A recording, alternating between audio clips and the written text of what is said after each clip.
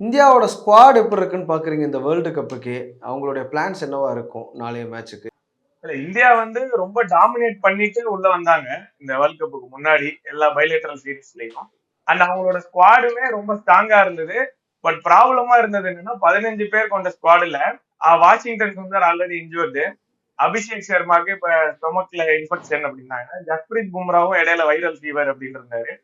So 15 பேர் ஸ்குவாடுல மொத்தமே 12 பேர் தான் அவைலபிளா இருக்காங்கன்ற மாதிரி இருந்து அதுல 11 பேரை செலக்ட் பண்ணும் அப்படின்ற மாதிரி இருந்துச்சு.